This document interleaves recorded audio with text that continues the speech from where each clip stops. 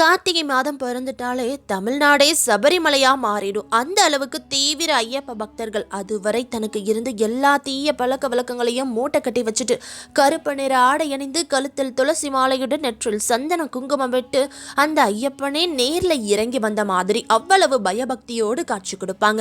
48 நாட்கள் ஒரு மண்டலம் கடுமையான விரதம் இருந்து கலியுக வரதனான ஐயப்பனை காண பள்ளிக்கட்டு சபரிமலைக்கு கல்லும் முள்ளும் காலுக்கு மெத்தைன்னு இருமுடிய கட்டிக்கிட்டு சபரிமலையை நோக்கி புறப்படுறதுக்கு முன்னாடி இந்த விரத காலங்கள்ல என்னெல்லாம் செய்யணும் செய்யக்கூடாது அப்படின்னு சபரிமலை யாத்திரை பற்றிய அனைத்து விதமான சுவாரஸ்யமான தகவல்களையும் முழுமையா A to Z இந்த ஒரு வீடியோ மூலமா நீங்க தெரிஞ்சுக்கலாம்.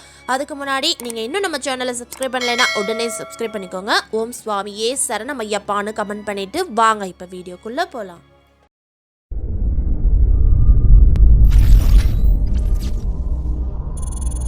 சபரிமலை செல்ல விரும்பும் ஐயப்ப பக்தர்கள் கார்த்திகை மாதம் முதல் தேதி அன்னைக்கு மாலை போட்டுக்குவாங்க. அன்னைக்கு நட்சத்திரம் திதி எல்லாம் பார்க்க தேவையில்லை. எதனாலன்னா குளிர்காலத்தின் தொடக்க நாள் தான் கார்த்திகை முதல் நாள். நம்மளோட உடம்ப அப்போதிலிருந்தே தயார்படுத்திக்கிட்டாதான் குளிர் நிரம்பிய மார்கழி தை போன்ற மாதங்களில் மலை பிரதேசத்தில் நம்முடைய உடல் ஆரோக்கியமாக விளங்குங்கிறத கருத்தில் கொண்டு கார்த்திகை மாதம் முதல் தேதி மாலை போட்டுக்கிறாங்க. சபரிமலை புனித பயணம்ங்கிறது உணர்ச்சிகளின் ஒரு சோதனை தான். மாலையிட்டு மாலை சவிட்டி திரும்பி வரும் வரை பக்தர்கள் எளிய வாழ்க்கையை மேற்கொள்ள வேண்டும். இதுதான் விரதம்னு சொல்றாங்க. ஒரு பக்தன் எப்போ மாலை போட்டுக்கிறானோ அன்னையில இருந்து அவனோட விரதம் ஆரம்பமாகுது. மலை பயணம் செய்து சுவாமியை தரிசிக்க வேண்டும் என்ற அவனுடைய ஆவலை வெளிப்படுத்துவதற்காகவே மாலை போட்டுக்கிறாங்க. சபரிமலைக்கு மாலை அணிந்து கொள்பவர்கள் பல வருஷங்களுக்கு முன்னாடி எல்லாம் 60 நாட்கள் விரதத்தை கடைபிடிச்சு வந்தாங்க. 60 நாட்கள் விரதம் இருப்பது ரொம்ப கடினமாக இருந்ததால அதனை ஒரு மண்டலம், அதாவது 48 நாட்களா குறைச்சிக்கிட்டாங்க. ஆனா இப்போலாம் விரதம் இருக்கக்கூடிய நாட்களை அவங்கவுங்க சௌரியத்துக்கு ஏத்த மாதிரி அவங்களே தீர்மானம் செஞ்சுக்கிறாங்க. ஆனால் சபரிமலை ஐயப்பனுக்குன்னு விரதம் இருக்கீங்கன்னா 48 நாட்கள் விரதம் இருந்து போறதுதான் சரியான முறை. வாழ்க்கையில் ஒழுக்கத்தை கடைபிடிக்கவும் உற்சாகத்தை ஏற்படுத்தவும் ஆரோக்கிய வாழ்வு வாழவுமே ஒரு மண்டல விரதம் மேற்கொள்ளப்படுகிறது. சுய கட்டுப்பாடும் இந்த விரதத்தின் ஒரு முக்கிய நோக்கமா இருக்கு. இப்படி ஐயப்ப சுவாமிக்கு மாலை போட்டுக்கிறவங்க ஐயப்பனின் உருவம் பொறித்த காசு ஒன்றை எடுத்து துளசி செடியின் வேரிலிருந்து உருவாக்கப்பட்ட மணிகளால் கோர்க்கப்பட்ட மாலையை தான் அணிஞ்சுக்கணும். எதனாலன்னா துளசி மாலை ஸ்ரீமத் நாராயணருக்கு உரியது.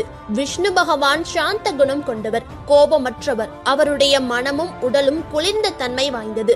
பார்க்கடலில் ஆதிசேஷனை படுக்கையாக கொண்டு படுத்திருக்கும் பரம தயாநிதி விஷ்ணு பகவான். அவருடைய நினைவாக துளசி மாலை அணியப்படுது. அறிவியல் ரீதியா பார்த்தோம்னா துளசி மாலை அணிவதால் உடல் ஆரோக்கியமா இருக்கும். நோய் நொடிகள் தாக்காது.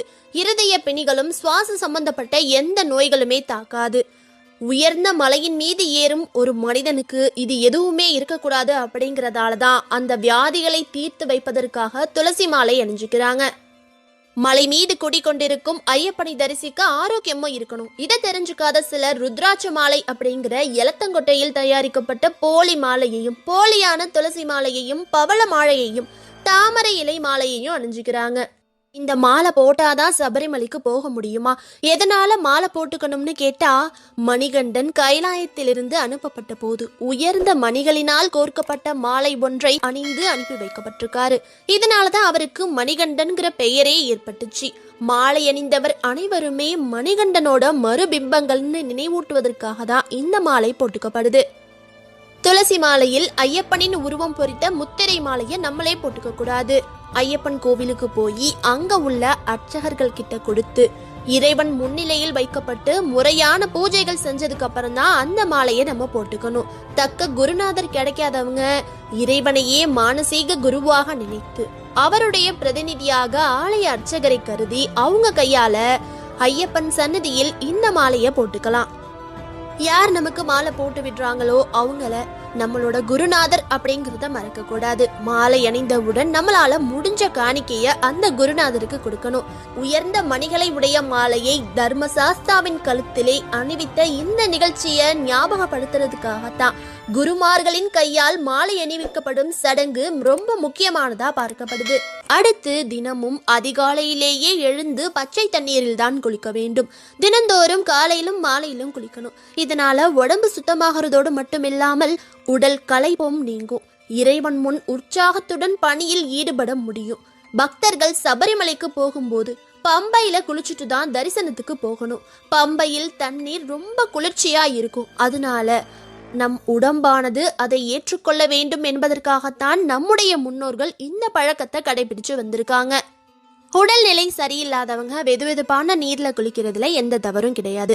அடுத்ததா நெற்றியில் தினமும் சந்தனம் குங்குமம் வச்சுக்கணும். வீட்டில் உள்ள ஐயப்பனின் திருவுருவ படத்திற்கு தினமும் பூக்கள் வைக்கணும். ஐயப்பனுக்கு நெய் தீபம் ஏற்ற வேண்டும். தினம்தோறும் பூஜை செய்யும் போது ஐயப்பனுக்கு சமைச்சுதான் நைவேத்தியம் வைக்கணும் அப்படிங்கிற கட்டாயம் கிடையாது. எச்சில் படாத பழ வகைகளோ அல்லது ஒரு டம்ளர் பால் வச்சு கூட பூஜை பண்ணலாம். காலையிலும் மாலையிலும் 108 சரணம் சொல்லிதான் ஐயப்பனை பூஜை செய்யணும். ஐயப்பன் விரதம் இருக்கும்போது சாப்பிடாம தான் கடைபிடிக்கணும் அப்படிங்கறதுல எந்த ஒரு கட்டாயமும் கிடையாது. காலையில் பூஜையை முடித்துவிட்டு சாப்பிடலாம். இதே போன்று மாலையிலும் பூஜையை முடித்துவிட்டு உணவருந்தலாம். இப்படி மாலை போட்டுக்கிட்ட காலங்களில் கடுமையான மன விரதத்தையும் உடல் ஒழுக்கத்தையும் கடைபிடிக்கணும். மனம், வாக்கு, காயம் ஆகிய 3 பெண்கள் மேல் உள்ள இச்சையை தவிர்க்க வேண்டும். வேடிக்கை விளையாட்டுகள் பார்ப்பதை நிறுத்தி நாடகம், கூத்து, திரைப்படத்தை தவிர்க்க வேண்டும். சபரிமலைக்கு வரும் ஐயப்ப சாமிகளின் உடைகள் கருப்பு, நீலம், காவி நிறத்தில் இருக்கணும். எதனாலனா கருப்பு வண்ணம் அணிவதால் சனீஸ்வரனையும், நீல வண்ணம் அணிவதால் தர்மசாஸ்தாவையும், பொன் வண்ணமாக அணிவதால் பரமேஸ்வரனையும், பச்சை வண்ணம் ஸ்ரீமத் நாராயணனையும் திருப்திப்படுத்துமா. இவை தற்காலிக சந்நியாசத்தின் அடையாளங்களா இருந்திருக்கு. காவி நிற உடை என்பது நிரந்தர சந்நியாசத்தின் அடையாளம். காவி கட்டியவன் மீண்டும் இல்லறத்துக்கு திரும்ப கூடாது அப்படிங்கிற ஒரு விதியும் இருக்கும். இதை பெரும்பாலும் யாரும் மதிக்கிறது கிடையாது. இப்படி வண்ண வண்ண ஆடைகளை எதுக்காக கட்டணும் அப்படின்னு கேட்டீங்கன்னா, பச்சை நிற கொடிய காடின் நடுவே பச்சை இலைகளுக்கு நடுவே நடந்து போகும்போது அடையாளம் தெரிஞ்சுக்கிறதுக்காக தான் இப்படிப்பட்ட கருப்பு, நீல நிற ஆடைகளை பயன்படுத்த சொல்லி இருக்காங்க. ஐயப்பனுக்கு விரதம் இருக்கிறவங்க செருப்பு போடக்கூடாதுன்னு சொல்லுவாங்க. எதனாலனா அந்த காலகட்டத்தில் வாகன வசதிகள் இல்லாம இருக்கும் போது மலைப்பாதையில் பயணிக்க நம்முடைய பாதங்களை தயார்படுத்தி கொள்வதற்காகவே காலணிகளை அணியாமல் 48 நாட்கள் பயிற்சி எடுத்து வந்திருக்காங்க நம்முடைய முன்னோர்கள். ஐயப்பன் வீற்றிருக்கும் சபரிமலை ஏற்ற இறக்கமும் கல்லும் முள்ளும் நிறைந்தது. சில நேரம் செங்குத்தான மேட்டிலும், சில நேரம் கிடுகிடு பாதாளத்திலும் ஏறவும் இறங்கவும் வேண்டியிருக்கும். அப்போ செருப்பு போட்டிருந்தா விளைவு விபரீதமாகிடுங்கிறதாலதான் செருப்பு போடக்கூடாதுன்னு சொல்லியிருக்காங்க. இயற்கையான பிடிப்பும் நம்மை கட்டுப்படுத்தும் சக்தியும் செருப்புக்கு கிடையாது. அதனாலதான் செருப்பு போடாம போகணும்னு சொல்லியிருக்காங்க.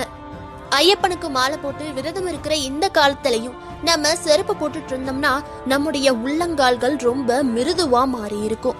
முரட்டுத்தன்மை கொண்ட கானகத்தில் கல்லையும் முள்ளையும் தாங்கக்கூடிய வலிமை நமக்கு கிடைக்காது. அதனாலதான் காலணிகளையும் குடைகளையும் தவிர்க்கணும்னு சொல்லியிருக்காங்க. விரத காலத்தில் இயற்கையின் சீற்றத்தை சமாளிச்சு கொள்ள நம்ம பழகிட்டோம் அப்படின்னா மலை பயணத்தின் போது எதிர்பாராத நேரிடும் திடீர் மழை, குளிர், காற்றை நம்ம சமாளிக்க முடியும். நம்மளோட உடம்புக்கு எந்தவித கெடுதலும் ஏற்படாது. அதனாலதான் குடை பிடிப்பதையும் காலணி அணிவதையும் தவிர்க்கணும்னு சொல்லியிருப்பாங்க. சபரிமலைக்கு செல்லும் பக்தர்கள் எண்ணெய் தேய்ச்சி குளிக்க கூடாதுன்னு சொல்லுவாங்க. இது எதனாலன்னா எண்ணெய் தேய்த்து குளிப்பதால் நரம்புகள் தளர்ந்து போகும். இதனால் வழக்கத்திற்கு மீறிய சோம்பேறித்தனமும் தூக்கமும் வந்து குடிக்கொண்டு விடுமா. கண் விழிக்க முடியாத நிலை ஏற்படுமா. பெரும்பாலும் சபரிமலைக்கு போறவங்க இரவு நேரத்திலும் நடக்க நேரிடும். இதனால அதிக சோர்வும் தூக்க கலக்கமும் ஏற்படும். அதனாலதான் விரத நாட்களில் எண்ணெய் தேய்ச்சி குளிக்காம இருக்கிறது நல்லதுன்னு சொல்லியிருப்பாங்க. அடுத்து எதனால மாலை போட்டுக்கிறவங்க முடி வெட்டிக்கிறதோ முக சவரமோ செய்யக்கூடாது சொல்றாங்க தெரியுமா?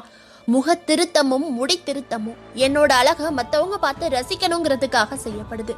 முடி வளர்ப்பதும் மொட்டை போடுவதும் எனக்கு இந்த உலகத்தின் மீது எந்த பற்றும் கிடையாது, இறைவனை பற்றி மட்டுமே நான் நினைத்து கொண்டிருக்கிறேன் அப்படிங்கிற சிந்தனையை காட்டிக்கிறதுக்காக தான் இப்படி செய்யப்படுது.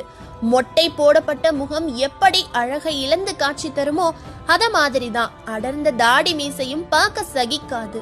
என்னுடைய சிந்தனையை மற்றவர்கள் வேறு திசையில் திருப்பிவிடக் கூடாது அப்படிங்கிறதுக்காக தான் இப்படிப்பட்ட இந்த கட்டுப்பாடு விதிக்கப்படுது. அடுத்து மது அருந்துபவர்களும் புகைப்பிடிப்பவர்களும் மாலை போட்டுக்கிட்ட பிறகு இதை அறவே விட்டுடணும். எந்த ஒரு பழக்கமா இருந்தாலும் அதை ஒரு மண்டலம் கஷ்டப்பட்டு கடைபிடிச்சிட்டோம் அப்படின்னா அதுவே நமக்கு பழகிடும். தீய பழக்கத்திலிருந்து நம்மை விடுவித்துக் கொள்ளவே இந்த விரத முறைகள் கடைபிடிக்கப்படுது. சிகரெட் பிடிக்கிறதால நரம்புகள் தளர்ந்து போகுது, செய்யத்தகாத செயல்களை செய்ய தோண்டுது. சபரிமலை இருக்கும் இடம் 4 புறமும் பள்ளத்தாக்கால நிறைஞ்சிருக்குது. போதைப் பொருட்களை வழக்கமாய் கொண்டவன் அந்த போதையின் காரணமாக தவறி விழுந்து விடலாம், மலை ஏற முடியாமல் மயங்கி களைத்து விடலாம். அப்படிங்கிறதுக்காக தான் இப்படிப்பட்ட தீய செயல்கள் எல்லாம் தவிர்க்கணும்னு சொல்லியிருக்காங்க. மாலை போட்டிருக்கவங்க பகல் நேரத்தில் தூங்கக்கூடாதுன்னு சொல்லுவாங்க. பகல் நேரத்துல தூங்கி பழகிட்டோம் அப்படின்னா இதுவே நமக்கு ஒரு பழக்கமா மாறி மலையில் நடக்கும் போதும் நம்முடைய பயணத்தை தொடர விடாமல் களைப்பையும் சலிப்புடன் கூடிய சோர்வையும் தூக்கத்தையும் ஏற்படுத்திடுமா. அதே மாதிரி இரவு நேரத்திலும் சிறிய துண்டை விரிச்சே தூங்க பழகிக்கணும். மலை பயணத்தின் போது அதிகமாக சுமைகளை எடுத்துட்டு போக முடியாது. இந்த விரத காலத்திலும் நாம் பாய், தலையணை, போர்வையை வச்சு தூங்கி பழகிட்டா மலைக்கு போகும்போது அதெல்லாம் தூக்கிட்டு போக முடியாது இல்லையா? அதனாலதான் காட்டுல ஒரு துண்டை விரிச்சு படுக்கிறதன் மூலமா கொடிய விஷ ஜந்துக்களின் அபாயத்துல இருந்தும் நம்ம தப்பிக்க முடியுமா? எப்படி தெரியுமா? துண்டுல தேல் இருந்துச்சுன்னா உடனே தெரிஞ்சிடும். அதே வேறு ஒரு கனத்த போர்வையில் தேலோ மற்ற ஏதேனும் விஷ ஜந்துக்கள் இருந்தாலோ அதை கண்டுபிடிக்கிறது சிரமம். அதே போன்று மாலை அணிந்திருக்கும் பக்தர்கள் சக பக்தர்களை சந்திக்கும் போது ஐயப்பா என்றும், பெண் பக்தர்களை மாளிகைபுரம் என்றும், சிறுவர்களை மணிகண்டா என்றும், சிறுமிகளை கொச்சி என்னும் அழைக்க வேண்டுமா? எதனாலன்னா ஆண்கள் பகவானின் திருவுருவம் என்றும், பெண்கள் சகோதரிகள் என்றும், சிறுவர்கள் பகவானின் பால் வடிவம் என்றும், சிறுமிகள் தங்கைகள் என்ற உணர்வும் அவங்களுக்கு ஏற்படணுங்கிறதுக்காக தான் இப்படி சொல்லியிருக்காங்க. ஒரு ஐயப்ப பக்தர் மற்றொரு ஐயப்ப பக்தரை சந்திக்கும் போது சுவாமி சரணம்னு சொல்லணும். பேசிட்டு இருக்கும் போதும் இடையிடையே சாமி சரணம்னு சொல்லணும். பேச்சை முடிக்கும் போதும் சுவாமி சரணம்னு சொல்லணும்.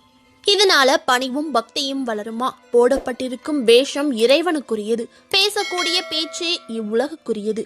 எனவே இறைவனை மறந்துவிடக்கூடிய சூழ்நிலை 2 பேர்ல ஒருத்தருக்காச்சும் உருவாகலாம். அதை போக்குறதுக்காக தான் சாமி சரணம்னு சொல்லியிருக்காங்க.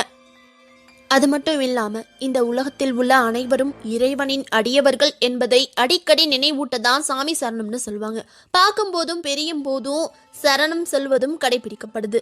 துக்ககரமான நிகழ்ச்சிகளில் ஐயப்ப பக்தர்களும் அவருடைய குடும்பத்தை சார்ந்தவங்களும் கலந்துக்க கூடாது. எதனாலன்னா துக்க வீட்டிலிருந்து பரவும் துர்க்கிருமிகள் மலை பிரயாணத்துக்கு தயாராய் உள்ள உடல் நிலையை கெடுத்து விடலாம். அப்படிங்கறதால குடும்பத்தாரிடமும் அந்த கிருமிகள் ஒட்டிட்டு வந்து அவங்களுக்கு தீங்கு விளைவிக்கலாம்ங்கிறதால இது தடை செய்யப்பட்டிருக்கு. மாலை அணிந்திருப்பவரின் வீட்டில் இருக்கும் பெண்கள் பூஜை அறைக்கு செல்ல முடியாத சூழ்நிலை ஏற்பட்டுவிட்டால் அவர்களின் முகத்தினை நேருக்கு நேராக சபரிமலைக்கு மாலை அணிந்திருப்பவர்கள் பார்ப்பதை தவிர்க்கணும். இந்த சமயத்தில் அவர்கள் சமைத்த உணவையும் சாப்பிடக்கூடாது. முடிஞ்ச வரைக்கும் வெளியில தங்கிக்கிறது நல்லதுன்னு சொல்லியிருக்காங்க. பெண்கள் பூப்புனித நீராட்டு விழாவுக்கோ குழந்தை பிறந்த வீட்டிற்கோ மேற்சொன்ன காரணங்களிலாலேயோ போகக்கூடாது. இதே விதமான விளக்கத்தை உள்ளடக்கியே மாத விளக்கான பெண்களை பார்க்க கூடாது அப்படிங்கிற கட்டுப்பாடையும் ஏற்படுத்தி இருக்காங்க. மாத விளக்கான பெண்களை சுற்றி கிருமிகள் இருக்குமா, அதனாலதான் ஐயப்ப சாமிகளை கவனமா இருக்க சொல்லியிருக்காங்க. யோக பட்டை அணிந்து பிரம்மச்சரியத்தை கடைபிடிக்கும் அந்த ஐயப்பனை வழிபட செல்வதற்கு முன்பு சில கடுமையான விரதங்களை மேற்கொள்ள வேண்டியிருக்கும். மலைக்கு செல்வதற்கு முன்பு உங்களால முடிஞ்ச வரைக்கும் வீட்டில் ஒரு ஐயப்ப பூஜை செய்து 10 ஐயப்ப சுவாமிகளுக்காவது அன்னதானம் அளிப்பதென்பது ரொம்பவே சிறந்ததா இருக்கும். எதனாலன்னா அன்னதான பிரபு என்று அழைக்கப்படுபவர் ஐயப்பன். குழந்தை இல்லாதவர்கள் தென்னங்கன்று அல்லது மணி வாங்கி கொடுக்கறதா வேண்டிக்கோங்க. குழந்தை பிறந்த பிறகு இந்த பிரார்த்தனையை நிறைவேற்றுவாங்க. 48 நாட்கள் கடுமையான விரதம் இருந்து சபரிமலைக்கு சென்று விட்டு வந்த பிறகு பிறந்த நிறைய குழந்தைகளுக்கு அந்த ஐயப்பனின் நாமத்தையே பெயரா சொட்டி இருப்பாங்க. இது நம்ம எல்லாருக்கும் தெரிஞ்ச ஒன்றுதான். மனதார அந்த ஐயப்பனை நினைத்து விரதமிருந்து வேண்டிக் கொள்ளும் வேண்டுதல்கள் இன்றளவும் நிறைவேறிட்டு இருக்குங்கிறத நீங்க சபரிமலைக்கு போயிட்டு வந்த பிறகு கண்டிப்பா உணருவீங்க. இப்போ நம்ம பார்த்த அனைத்து விதிமுறைகளுமே ஐயப்ப பக்தர்கள் மலைக்கு செல்லும் முன் கடைபிடிக்க வேண்டிய நெறிமுறைகள். இந்த கட்டுப்பாடுகளை சிலர் தவிர்க்க முடியாத காரணங்களால மீறிடுவாங்க. இதை பார்த்த மற்ற ஐயப்ப சாமிகள் நம்மளும் அப்படி செய்யலாம்னு நினைக்காதீங்க. ஓரிருவர் தவறு செய்தால் அதனால் ஊக்கம் கொண்டு நீங்களும் தவறான பாதையில போயிடாதீங்க. ஐயப்பனை மனதில் நிறுத்தி நல்ல வினைகளை செய்தால் நமக்கு நன்மை கிடைக்கும். கெட்ட வினைகளையும் தீமைகளையும் செய்தால் நம்முடன் வரக்கூடியதும் அந்த கெட்ட வினைகள் தான். இதை மனதில் நிலை நிறுத்தி ஐயப்ப சுவாமியின் விரதத்தை கடைபிடித்து வாங்க. சபரிமலைக்கு போறவங்க தெரியாம செய்யற சில தவறுகளால அவர்களின் விரதம் பலனளிக்காமல் போறதோடு பெரும் துன்பமும் வீடு தேடி வருவதற்கு காரணமா அமைஞ்சிடுது. அப்படி சபரிமலையிலிருந்து திரும்பும் ஐயப்ப பக்தர்கள் பலரும் செய்யக்கூடிய தவறுகள் என்னென்ன அப்படிங்கறத பத்தி தான் இந்த வீடியோல பார்க்க போறோம். சபரிமலை பயணம் என்பது மிகவும் ஒரு புனிதமான பயணம். கலியுக வரதனான கண்கண்ட தெய்வமாக சுவாமி ஐயப்பன் வீற்றிருந்து அருள் செய்யும் மலை சபரிமலை. சபரிமலைக்கு மாலை அணிந்து விரதத்தை துவங்கிய நாள் முதல் சபரிமலை யாத்திரை நிறைவு செய்து வீட்டிற்கு திரும்பும் வரை ஒவ்வொன்றும் நம்முடைய வாழ்க்கையை உயர்த்துவதற்கான செயல்முறைகள். மாலை அணிந்து விரதமிருந்து இருமுடி சுமந்து சத்தியமான பொண்ணு 18ஆம் படி ஏறி சென்று ஐயன் ஐயப்பனை கண் குளிர கண்டு மனம் உருகி வேண்டுபவர்களுக்கு வாழ்க்கையில் ஏற்றம் என்பது நிச்சயம். மனிதன் தெய்வத்தை நெருங்கிச் செல்வதற்கான வழிமுறையே சபரிமலை விரதத்தோட முக்கிய நோக்கம். சபரிமலை சன்னிதானம்ங்கிறது ஐயப்பன் பிரத்யட்சமாக குடிகொண்டு தவம் செய்யும் இடம். அதனாலதான் எத்தனையோ நவீனமயமான ஏற்பாடுகள் செய்யப்பட்ட போதிலும் பம்பைக்கு பிறகு வாகன பயணம் இல்லாமல் கடுமையான காட்டு வழி பாதையில 48 மைல் நடந்தே சென்று ஐயனை தரிசிக்க வேண்டும் என்ற பாரம்பரிய முறை இப்ப வரைக்கும் கடைபிடிக்கப்பட்டு வருது. மனிதர்களின் பாவங்கள் கர்ம வினைகள் நீக்குவதற்கான வழிபாடாக சபரிமலை விரதம் கருதப்படுது. ஆனா பலரும் அறியாமல் செய்யும் சில காரியங்கள் அவங்களோட பாவங்களையும் துன்பங்களையும் அதிகரிக்க செஞ்சிடுது. சபரிமலை செல்லும் நிறைய பேர் செய்யற பொதுவான ஒரு தவறு என்ன அப்படின்னு பாத்தீங்கன்னா, அங்க இருந்து அவங்களோட வீட்டுக்கு மணியை எடுத்துட்டு வர்றதுதான். சபரிமலை சன்னிதானம் செல்றதுக்கு முன்னாடி பக்தர்கள் மாளிகைபுரம் சென்று மாளிகைபுரத்தம்மன் அல்லது மஞ்சள் மாதாவை வழிபட்டு விட்டு செல்றதுதான் வழக்கம். திருமணம் ஆகாதவங்க, குழந்தை பாக்கியம் இல்லாதவங்க, நீண்ட காலமாக தீராத நோயால் பாதிக்கப்பட்டிருக்கவங்க, தீர்க்க முடியாத கடுமையான துன்பங்களால் பாதிக்கப்பட்டவங்க இங்க வந்து வழிபட்டுட்டு போனா அடுத்த ஆண்டு சபரிமலை யாத்திரை வருவதற்குள் அவங்களோட பிரச்சனை நீங்கும் அப்படிங்கிறது நம்பிக்கை. கடுமையான துன்பங்களில் பிரச்சனைகளில் இருப்பவர்கள் தங்களின் பிரச்சனைகள் குறைகள் தீர வேண்டும் என்பதற்காக வேண்டிக்கிட்டு மாளிகைபுரத்தம்மன் சன்னதிக்கு பின்புறம் இருக்கும் மணிமண்டபத்துல மணியை கட்டிட்டு வர்றதுதான் வழக்கம். மணி கட்டிட்டு வந்தா நம்மளோட பிரச்சனைகளை எல்லாம் மணிகண்டனான ஐயப்ப சுவாமியிடம் ஒப்படைச்சிட்டோம், இனி எல்லா பிரச்சனையையும் அவர் பார்த்துக்குவாரு அப்படின்னு தான் அர்த்தம். மாளிகைபுரத்தில் கொடுக்கும் மஞ்சளை பெண்கள் தினமும் நெற்றியில் அணிந்து வந்தால் திருமணம், குழந்தை பேரு விரைவில் கைகூடும் அப்படிங்கிறது நம்பிக்கை. மாளிகைபுரத்தில் உள்ள மணிமண்டபத்தில் மணி கட்டுவதோட சரியான அர்த்தம் தெரியாம கோவில்ல இருக்கக்கூடிய மணியை எடுத்துட்டு வந்து நிறைய பேர் அவங்களோட வீட்டுல வச்சுக்கிறாங்க. நம்மளோட வீட்டுல வச்சா நமக்கு நல்லது நடக்கும் அப்படின்னு நினைச்சிட்டு தான் அங்க இருக்க மணியை எடுத்துட்டு வர்றாங்க. யாரோ ஒருத்தவங்க அவங்களோட குறை துன்பம் எல்லாம் தீரணும் அப்படின்னு கட்டின மணியை நீங்க எடுத்துட்டு வர்றதால அவங்களோட துன்பங்கள் குறைகள் நோய்களை அவங்களுக்கு பதிலா நீங்க உங்களோட வீட்டுக்கு எடுத்துட்டு போறீங்க அப்படின்னு தான் அர்த்தம். இது உங்களோட துன்பத்தை தீர்க்கிறதுக்கு பதிலா அதிகமாக்கிட்டு தான் இருக்கும். சபரிமலை செல்லும் ஐயப்ப பக்தர்கள் தங்களின் துன்பங்கள் நீங்க வேண்டும் என அன்னையிடம் மனதார வேண்டிக் கொண்டு யாத்திரை செல்லும் போதே வீட்டிலிருந்து புதிய மணியை வாங்கிட்டு போய் அங்க கட்டிட்டு வரணுமே தவிர மாறாக மாளிகைபுரத்தில் உள்ள மணிமண்டபத்தில் கட்டப்பட்டிருக்கும் மணிகளை ஒருபோதும் வீட்டுக்கு எடுத்துட்டு வரக்கூடாது. அடுத்து நம்ம பார்க்க போறது இருமுடி. ஐயப்ப சுவாமி வழிபாட்டுல ரொம்பவே புனிதத்துவம் வாய்ந்தது இந்த இருமுடி பைதான். தனது உடலையும் உள்ளத்தையும் தூய்மையாக்கி மனம் உருகி ஐயப்பனை காண வேண்டும் பக்தர்கள் ஐயனின் திருமேனி அபிஷேகத்திற்கு நெய்யையும் பூஜை பொருட்களையும் கட்டி சுமந்து செல்வதுதான் இந்த இருமுடி. இருமுடியை கோவிலில் வைத்தும் கட்டலாம், வீடுகளில் வைத்தும் கட்டலாம். இந்த இருமுடி பையில நீங்க என்னெல்லாம் எடுத்துட்டு போகணும், என்னெல்லாம் எடுத்துட்டு போக கூடாது அப்படின்னு சபரிமலை தேவஸ்தானம் சார்பில் ஒரு அறிக்கை வெளியிட்டு இருக்காங்க. பூஜை பொருட்களால் ஆபத்து ஏற்படக்கூடாது அப்படிங்கிறதுக்காக சபரிமலைக்கு வரும் பக்தர்கள் இருமுடிக்கட்டில் சில பொருட்களை தவிர்க்க வேண்டும் அப்படின்னும் தேவஸ்தானம் போர்டு பக்தர்களுக்கு வேண்டுகோள் விடுத்திருக்காங்க. பக்தர்கள் கொண்டு வர பொருட்கள்ல பெரும்பகுதி வீணாக எரிக்கப்படுறதால தான் இந்த முடிவை சபரிமலை தேவஸ்தானம் எடுத்திருக்காங்க. அதன்படி இருமுடிக்கட்டில் என்னெல்லாம் பொருட்கள் எடுத்துட்டு வரணும் தெரியுமா? அரிசி, நெய், தேங்காய், வெல்லம், வாழைப்பழம், வெற்றிலை, அரிக்கா கொட்டை, நாணயங்கள். இருமுடிக்கட்டில் என்னெல்லாம் எடுத்துட்டு போக கூடாது தெரியுமா? பன்னீர், ஊதுபத்தி, சாம்பிராணி, கற்பூரம். இந்த இருமுடி பைய வீட்டுல வச்சு கட்டும் போது சபரிவாசனே அங்கு வாசம் செய்வான்னு சொல்லுவாங்க. ஐயனின் அருள் ஒளி வீசுவதை நம்மளால கண்டிப்பா உணர முடியும். தேங்காயில் நெய் நிறைக்க தொடங்கும் போது நமது பிரார்த்தனைகளோடு சாமியே சரணம் என்றபடி தேங்காயில் நெய்யை நிறைக்கணும். நெய் நிறைந்ததும் அதை மூடி சந்தனம் குங்குமம் பூசி ஒரு சிறிய பையில வைப்பாங்க. தலையில் இருமுடியை சுமந்ததும் வீட்டு வாசலில் தேங்காயை உடைத்துவிட்டு திரும்பி பார்க்காமல் தலையில் இருமுடி கட்டும் மனதில் ஐயப்பன் நினைவுமாக புனித யாத்திரையை தொடங்கணும். இதனால் ஆண்டுதோறும் வீடுகளில் சகல ஐஸ்வர்யமும் அதிகரித்து ஆண்டவனின் அருளும் நிறைகிறது. கோவில்களில் வைத்து இருமுடி கட்டி புறப்படலாம். பள்ளிக்கட்டு சபரிமலைக்கு யானைக்கான சுவாமியை காண என்ற சரண கோஷத்தோடு மலையேறுவோம், வாழ்வில் வளம் பெறுவோம். சுவாமி ஐயப்பனுக்கு உள்ள பல பெயர்களில் நெய்யபிஷேக பிரியன் என்ற பெயரும் ஒன்று. மாலை போட்டு யாத்திரை செல்லும் பக்தர்கள் தேங்காய் உள்ளே நெய்யை ஊற்றி அதை இருமுடி கட்டி எடுத்துக்கொண்டு கல்லும் முள்ளும் காலுக்கு மெத்தை என பாடிக்கொண்டு சரண கோஷம் முழங்க ஐயப்பனை தரிசிக்க சபரிமலைக்கு போவாங்க.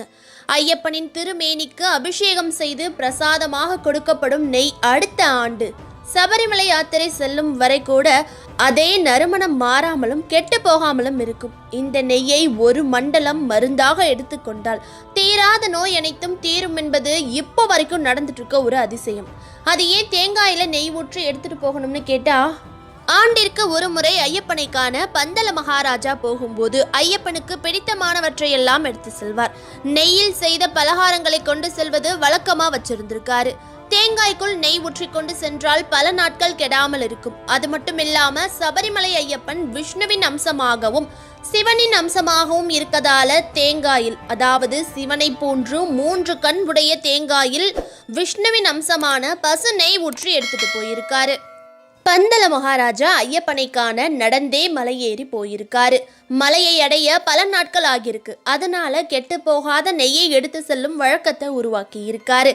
இதை நினைவுபடுத்தும் வகையிலேயே சபரிமலை யாத்திரை செல்லும் பக்தர்கள் இருமுடி கட்டி செல்லும் போது நெய் தேங்காய் கொண்டு செல்வது முக்கியமான ஒன்றா ஆகியிருந்திருக்கு. நெய் தேங்காய் கொண்டு போய் அந்த நெய்யை ஐயப்பனுக்கு அபிஷேகம் செய்துவிட்டு அதை பிரசாதமாக மறுபடியும் வீட்டுக்கு கொண்டுட்டு வருவாங்க. இந்த 2025ஆம் ஆண்டு மண்டல மகரவிளக்கு பூஜைக்காக சபரிமலை ஐயப்பன் கோவிலில் நவம்பர் 16ஆம் தேதி மாலை 5 மணிக்கு நடை திறக்கப்பட்டு சுவாமி ஐயப்பனுக்கு சிறப்பு பூஜை நடத்தப்பட இருக்குது. நவம்பர் 17ஆம் தேதி அதிகாலை 4 மணி முதல் பக்தர்கள் சுவாமி தரிசனம் செய்ய அனுமதிக்கப்படுவாங்க. இந்த வருஷம் சபரிமலை ஐயப்பன் கோவிலில் மண்டல பூஜை நவம்பர் 17ஆம் தேதி துவங்கி டிசம்பர் 27ஆம் தேதி வரைக்கும் நடைபெற இருக்குது. டிசம்பர் 27ஆம் தேதி மண்டல பூஜை படி பூஜைக்கு பிறகு இரவு ஹரிவராசனம் பாடப்பட்டு கோவில் நடை அடைக்கப்படும். மகரவிளக்கு மகோ உற்சவத்திற்காக மீண்டும் டிசம்பர் 30ஆம் தேதி அதிகாலை சபரிமலை ஐயப்பன் கோவில்ல நடை திறக்கப்படும். 2026ஆம் ஆண்டு ஜனவரி 14ஆம் தேதி மகர சங்கராந்தி நாளில் மகரவிளக்கு உற்சவம் நடைபெற இருக்குது. 2026ஆம் ஆண்டு ஜனவரி 20ஆம் தேதி சபரிமலை கோவில் நடை திறந்திருக்கும். பக்தர்கள் சாமி தரிசனம் செய்வதற்கு தொடர்ந்து அனுமதிக்கப்படுவாங்க.